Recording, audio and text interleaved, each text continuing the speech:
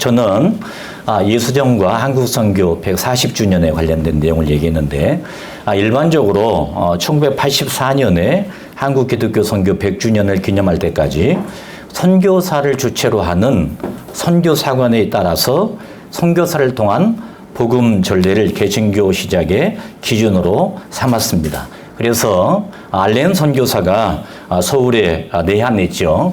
1883년 9월 22일을 기점으로 해서 바로 1934년에 50주년 희년을 했고 1984년 100주년 기념 행사를 진행했습니다. 우리 여의도에서 또 진행한 거, 그 다음에 우리 이영수 목사님께서 또 잠실 체육관에서 우리 교단 100주년 행사를 우리 한 것을 우리는 알고 있습니다. 이 기준에 따르면 2024년 내년, 그러니까 내한 선교사 알렌 선교사가 바로 한국에 입국한 해를 기준으로 하면 한국 기독교 선교 역사가 내년이 140주년이 되게 되는 것입니다. 그런데 1934년 첫 희년 때 감리교회 양주삼 총리께서 1883년 6월 24일 맥클레이가 서울에 온 것을 복음 전례의 기점으로 삼아야 된다. 그래서 장로교보다 감리교가 먼저 왔다 이렇게 주장했습니다. 그런데 맥클레이 선교사는 방문 선교사 있었고 내한 선교사가 아니었습니다. 그래서 제한 선교사를 기점으로 선교 사역을 보고 왔지요. 그래서 알렌이 처음입니다. 1934년 미국 북장로교에서는 이렇게 정리했습니다. 여러 선교회나 교회가 한국에서 개신교 사업을 시작하는데 참여하는 위대한 특권을 받은 것이지 특정한 선교회나 교회가 그 모든 신용과 영광을 가져가기 위해서 처음이 되려고 할 필요는 없다. 복음 전례를 위해서 우리가 오는 게 중요하지 누가 먼저 왔고 무슨 특권을 받느냐 이런 것은 과연 의미가 있겠느냐라고 이렇게 표현을 했습니다.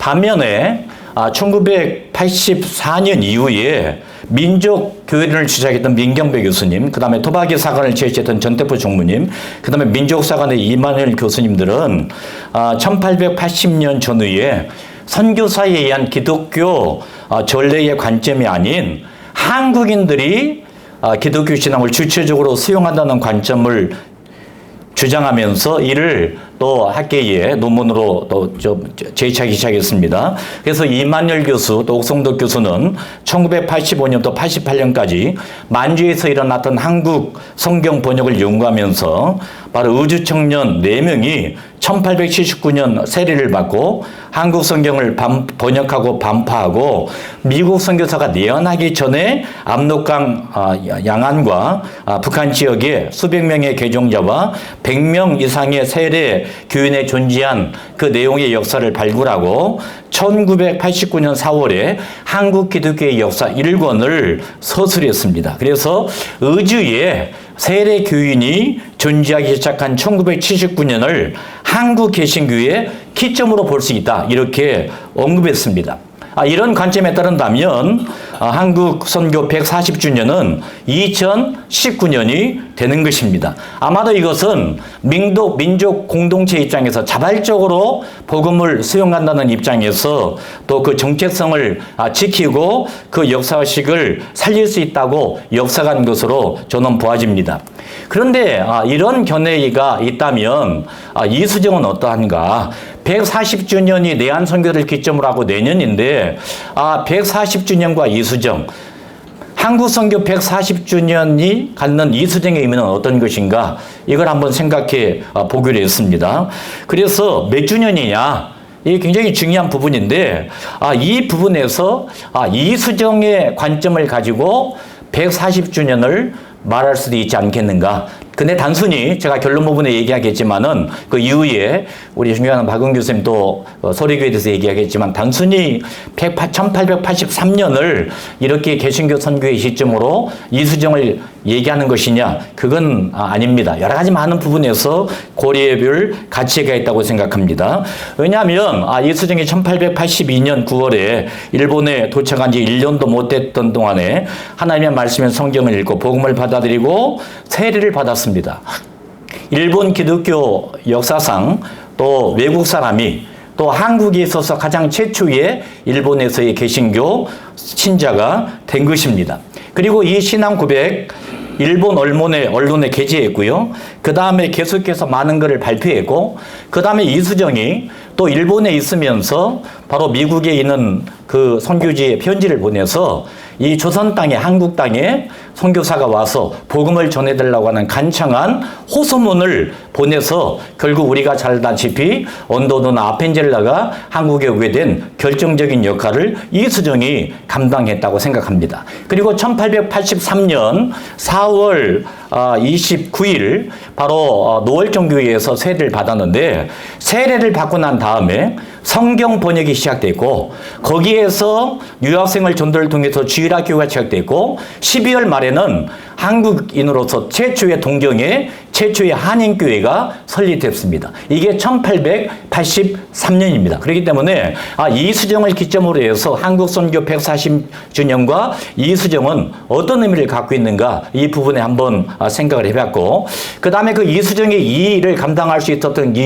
그 역할은 어디에 있었는가, 이분의 그 생애입니다. 이 성장 배경을 보게 되면 굉장히 그 유학자 자전에서 또 한문도 잘하시고 아주 뛰어난 그런 소양을 갖고 있는 분으로 그렇게 얘기하고 있습니다. 우리 중신의 박용규 교수님은 바로 이수정이 최초로 주기도문을 번역했다고 하는 그 내용을 학계에 발표를 하고, 그 제 각주에 바로 4번 이수정 주기도문이 한국의 최초의 주기도문이고 굉장히 한국 교사적으로 깊은 의미를 지니고 있다. 그 이유에 대해서 세 가지를 언급하고 있는데, 한국 최초의 주기도문 번역이었고, 그 다음에 이 주기도문이 로스의 성경 번역과는 별개로 독자적으로 진행되어 있고, 이수정 번역이 로스의 주기도문보다 더 완성된 형태의 주기도문이었다. 세 가지의 내용을 통해서 이 주기도문을 잘 분석하고 있습니다. 이 부분은 우리 박은 교수님 그 글을 쓰시면 보시면 될 것 같습니다. 그래서 이분이 바로 이병규라고 하는 그 가정의 장남으로 태어났는데, 그 이병규는 일본 유학계에서 널리 알려진 대학자였습니다. 이노우에 따르면 내가 조선에 건너와서 여러 학자를 만났지만 내가 지은 글의 문장과 주의를 이렇게 꿰뚫어 본 사람은 처음이었다. 그래, 이수정의 아버지가 굉장히 실력 있는 분으로 그렇게 표현했고, 이수정도 아버지를 닮아서 성장했습니다. 김요나 교수는 이수정의 교육적 배경에 대해서 8페이지입니다. 학문을 숭상하는 아버지 이병규의 영향을 강하게 받아서 어릴 때부터 이 방면의 소질을 나타내고, 사당으로 최초로 배우는 천자문을 줄줄 외워버리는가 하면 그 다음에 배우는 계몽편, 동문선습, 경몽요결, 명시용구방 등 훈장의 가리를 따라 잘 익혀나갔다. 이걸 제가 굳이 집은 이유는 이수정이 일본에서 그 한문 성경을 번역을 하고, 그 다음에 한문 성경 번역하기 전에 이수정의 바나바와 같은 쯔다산의 집에 가서 한문으로 된 산상보온을 이렇게 알게 됩니다. 이분이 한문에 대해서 굉장히 조예가 있었기 때문에 그걸 바라보면서 그 뜻과 내용이 어떤 것인가를 대범에 알 수 있었기 때문에 이수정의 바로 이 내용을 소개했습니다. 이모군란은 우리가 너무나 잘 알죠. 이모군란을 통해서 바로 민비를 바로 지게에 지고 고름도밀 유장에서 무사히 구출을 해서 이 이모군란 때에 민비를 구출한 그 덕을 따라서 바로 고종이 바로 신사유람단 제2차 신사유람단 쪽에 가고 싶습니다 얘기를 해서 바로 일본에 가게 됩니다. 그래서 7일잡보라고 하는 그 8페이지입니다. 7일잡보에 기록이 되는데, 오윤태가 조선국 사람 이수정이 작년에 바로 1882년 내란이 일어날 때 왕비를 또 옹호해서 이렇게 천군만을 겪고 난 다음에 다 평정이 됐다. 그러면서 바로 5, 6명 이 일본 땅에 오게 됐다라고 얘기했습니다. 그리고 우리 언도두 선교사도 1899년 7월 자신의 서진에서 이수정이라고 하는 니주태라고 하는 사람이 조선의 선비인데 조선의 왕비의 목숨을 구해주었던 일이 있어서 일본 방문 허락을 받을 수 있겠다. 그래서 일본에 와서 기독교 신앙을 받아들였다. 이렇게 얘기했습니다. 그래서 이수정이 바로 이무군란 때 이 명성하고 민비를 또 도와줬다는 계기로 제2차 신사유람단에 가게 되는데 1차로 그의 친구 바로 누굽니까? 안종서라고 하는 이 친구가 먼저 1차 신사념단에 가서 일본의 농경이나 여러 가지 많은 기술을 보고 쯔다데스를 만나서 쯔다센을 통해서 기독교 신앙을 접했는데 이 부분에 대해서 다시 한국에 와서 이수정에게 그 얘기를 하고 또 이수정은 자기 나름대로 일본의 문물과 여러 가지 많은 부분에 대한 관심도 있었지만 안정수가 얘기했던 쯔다산이 어떤 분인가 또 기독교 신앙이 어떤 분인가 하는 대단한 관심으로 바로 이 쯔다산을 만나게 됩니다. 그래서 바로 10페이지 일본에 건넜던 이수정은 그의 일생을 바꿔놓기 위해서 하나님이 준비했던 일본 최고의 농학자 평신도 지도자였던 쯔다산을 만나게 되게 되었다. 그래서 쯔다산은 바울을 위해서 바나바가 있듯이 이수정의 바나바였다. 그래서 쯔다산의 그 신앙생활은 그 내용에 또 설명을 해놨습니다. 그리고 이렇게 쯔다산을 만나서 또 기독교에 대한 대화를 나누고 11페이지 그 다음에 한문으로 된 마태복음 5장 산상수훈의 그 팔복을 읽고 그 다음에 정말로 이거는 자기가 접했던 유교화 내용과는 전혀 다른 것이다 라고 생각하고 또 이 묵상하는 가운데 쯔다산이 주었던 한문 성경 그 다음에 또 미국 선교사가 지었던 윌리엄 마티이 지었던 천도소원 이 두 권의 책을 가지고 집에 와서 읽다가 꿈을 꾸게 되지요. 그 꿈이 바로 11페이지 밑에 꿈속에 두 사람이 나타났는데 한 사람은 키가 크고 다른 사람은 키가 작았다. 그들은 옆구리에 한 보따리를 책을 갖고 있었는데 이수정이 이 책이 뭐냐고 묻자 그들은 이 책들은 당신 나라의 무엇보다 가장 귀한 책이하였다. 무슨 책이냐 묻자 성경입니다라고 대답하였다. 이 꿈을 꾸고 난 다음에 또 쯔다산을 방문하고 꿈 얘기를 하고 그 다음에 대두를 발견했다. 또 이야기를 합니다. 그래서 이 일 쯔다산에게 성경을 받고 꿈을 꾼 것은 한국 기독교 역사에서 대단히 중요한 역사였습니다. 박영규 교수는 이 부분에 대해서 쯔다산이 건네줬던 성경을 읽으면서 갖게 된 이수정의 말씀과의 만남 또 이건 자연스럽게 말씀을 읽는 사람에게 역사이기 때문에 또 말씀을 듣고 읽을 때 믿음이 생기는 것이니 기독교 신앙의 첫 출발이라고 보는 것이 자연스럽다고 여겨진다. 이렇게 표현을 하셨습니다. 그래서 이 부분을 통해서 계속 이 쯔다산과 교제를 나누고 그 다음에 또 쯔다산의 안내로 1882년 12월 25일 날 도쿄 죽지교회에 가서 성탄 예배에 참석해서 큰 감명을 받았고 그 다음에 나가다 목사님 소개했던 쯔다산이 소개했던 나가다 목사님과 더불어 성경을 연구하면서 진행해 나가다가 바로 노을존 교회의 야스가와 목사로부터 평소에 의문을 갖고 있었던 불교와 기독교에 대한 차이점을 듣고 세례를 요청하고 야스가 목사는 선교사 녹소 목사를 오게 해서 이수정의 세례 문답을 하게 되었습니다. 그래서 2시간 동안의 세례 문답을 거쳐서 바로 이 세례를 받게 되는데 그 연대가 1884년 4월 29일입니다. 주일 동경 노을존교회에서 그래서 녹소교회 입회하에 야수가의 목사에게 세례를 받았다. 그 많은 그 역사학자들은 이수정이 누구에게 세례를 받았느냐? 어떤 책에는 낙스가 자기가 고백했던 근거를 근거로 편지를 근거로 낙스에게 받았다. 또 어떤 분들은 야스가와 목사에게 받았다 얘기를 많이 하고 있는데 저는 일본의 7일 잡보 아무래도 일본에서 활동이기 때문에 그 내용이 좀 정확하다고 봐서 7일 잡보에 있는 내용을 기록했습니다. 그래서 한인수세 얘기하면서 그 중간에 드디어 지난달 29일 안식일에 도쿄 로케츠 교회에서 야스가와 씨로부터 성세를 받게 되었다. 그래서 조선인이 일본에서 세례를 받는 것은 이수정이 최초이며 조선 국내에서도 프로테스탄트에서도 이 사람은 원자라고 한다. 그래서 여러분들 이수정에 관련된 책을 읽어보게 되면 학자들마다 낙스에게 받았다. 어떤 분들은 야스가 목사한테 받았다. 이 각 주에 제가 이걸 주장하는 그 학자들하고 또 책들하고 그 다음에 야스가 목사 지지들에 관련된 내용들을 설명했습니다. 저는 7일 잡부를 근거로 해서 바로 야스가 목사에게 편지를 받았다. 오윤태 목사님은 낙스의 입회하에 이렇게 되게 되면 어떤 분은 낙스의 입회하에 이 말은 낙스가 세례를 줬다고 이렇게 생각하는데 저는 낙스가 입회를 하고 야스가 목사가 세례를 주지 않았는가 저는 그렇게 간주하고 있습니다. 이건 좀 더 앞으로 또 연구를 해야 될 부분이라고 생각하고요.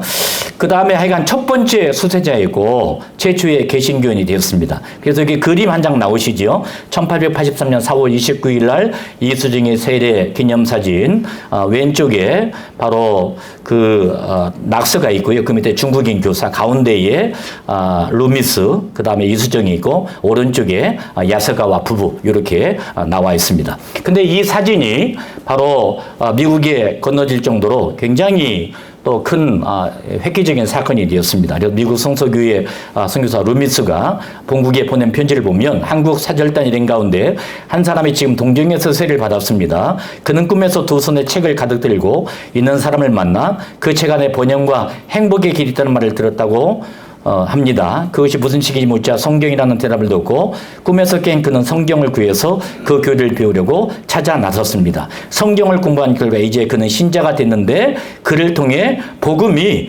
은자의 나라로 들어가는 길이 열리기를 바라고 믿습니다. 바로 이 부분입니다. 복음이 은자의 나라로 들어가기를 바라고 믿습니다. 이수정의 세례 사건은 일본에 있었던 많은 선교사들로 하여금 은둔의 나라 조선 땅에 복음이 들어가는 기회가 될 것이라고 하는 기대를 갖게 됩니다. 그렇게 하다가 제3회 일본 기독교 대침묵회가 또 열리게 됩니다. 우리 1, 2, 3회 책에 다 나와 있고요.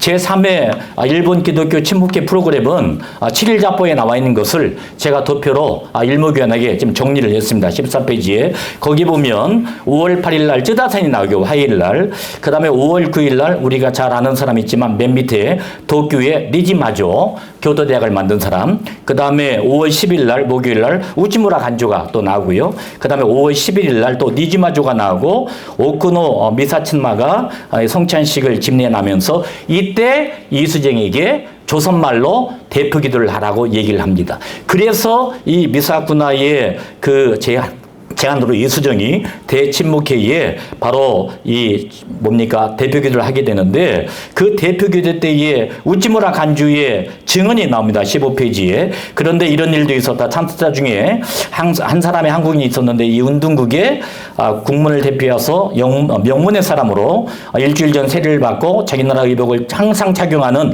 기품이 당당한 사람이었다 얘기하면서 여기 밑에 보면 대침묵회 부흥에 완전히 펜타고스트 오순절의 그 느낌을 받았다. 그리고 이건 기적이었다. 그 대표 기도를 하면서 기적이었다. 그리고 부흥 역사에 정말로 위대한 잊을 수 없는 순간이 되었다. 우찌무라 간주가 이렇게 표현하고 있습니다. 그래서 바로 이걸 바라보면서 이 이수정의 이런 그 뜨거운 열정 또 기도 이걸 통해서 조선 땅에 또 복음이 열렸으면 좋겠다라고 많이 이렇게 진행해 나갔습니다.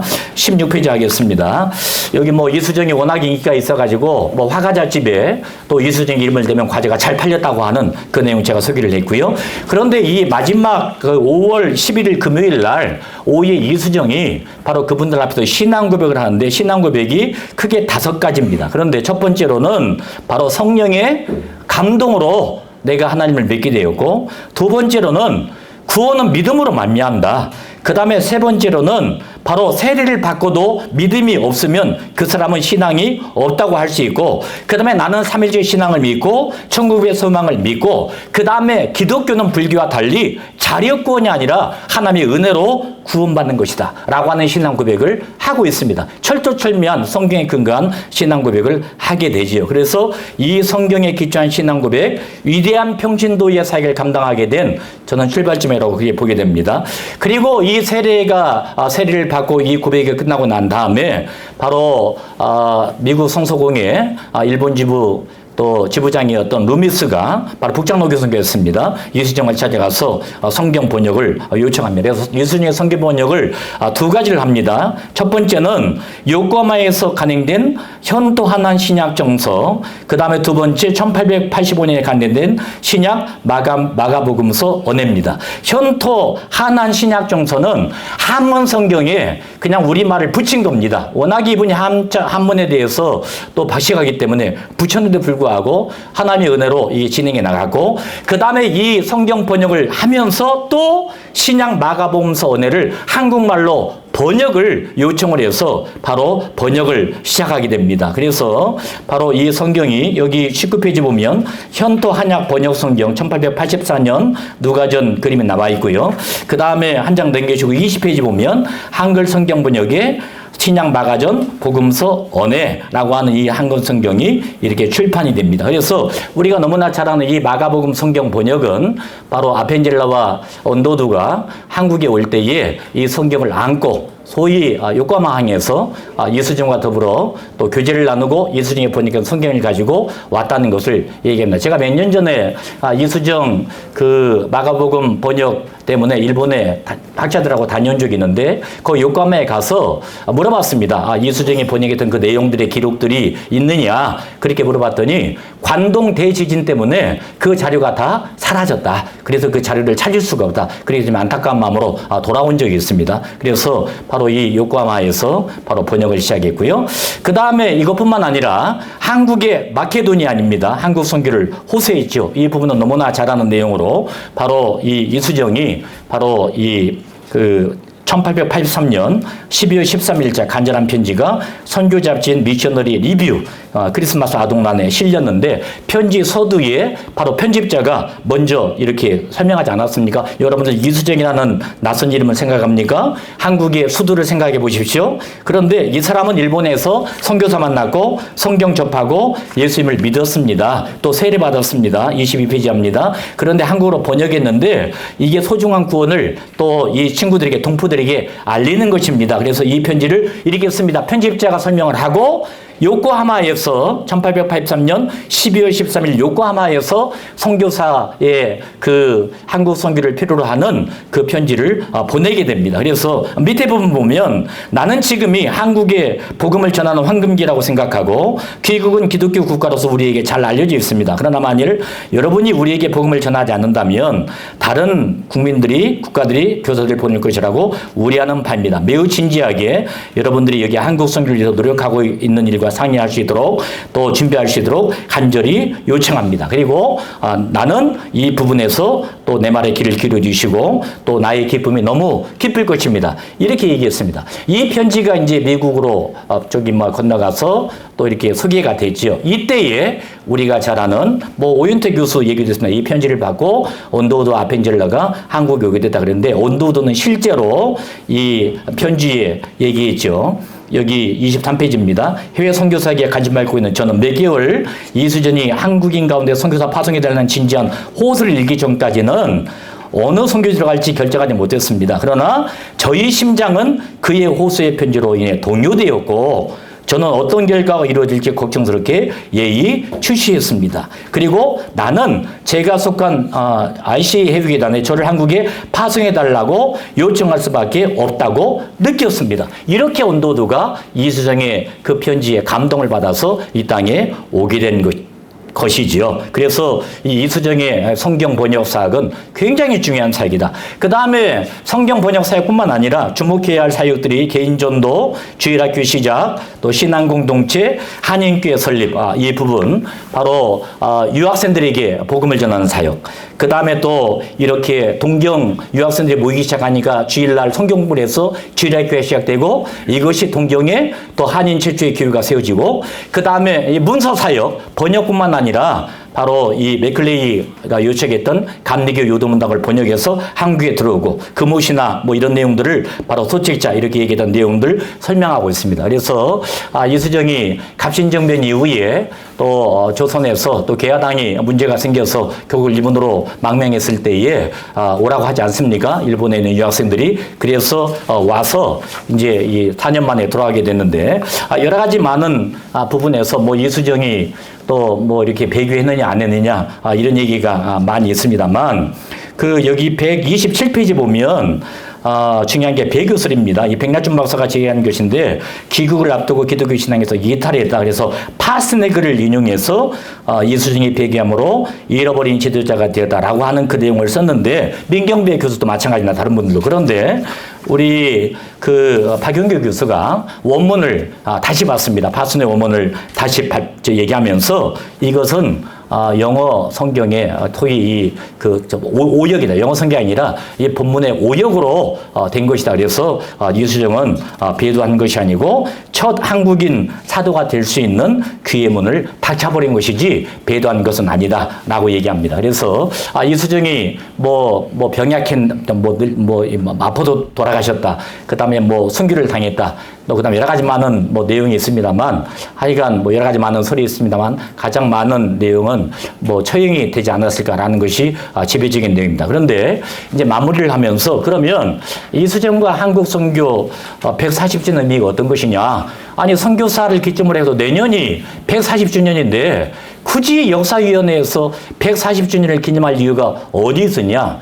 저는 이제는 선교사의 기점을 가지고 선교사가 내한 선교사가 와서 출발하는 내용도 중요하지만 84년 이후로 우리 민족이 자발적으로 복음을 이렇게 발휘했다고 하는 이런 관점을 가지고 이수정이 세례받았던 것이 1983년이고 그 다음에 성경 번역이 1983년에 성경 번역이 이루어지고 동경의 한인교회가 세워지고 이렇게 하고 이렇게 하기 때문에 굉장히 그런 의미에서 유명한 또 기가 막힌 그런 일이라고 생각하고 결정적으로 아펜젤라와 온도도 특별히 온도도 선교사가 마가복음을 들고 왔다는 것 이게 이수정의 큰 역할이라고 생각합니다. 그 다음에 또 한 가지 다음에 우리 발표하시면 우리 박윤 교수님께서 소리교회의 설립 연대를 1883년이라고 정확하게 좀 이 사료를 준비해서 진행해 나갔는데 한국의 최초의 교회가 소리교회가 1883년이고 자발전교회 아닙니까? 이수정도 자발적으로 번역을 하고 한국 복음을 위해서 열심을 다했기 때문에 이제는 선교사의 관점에서 물론 한국교회가 그렇게 지켜오고 우리가 진행해 나갔지만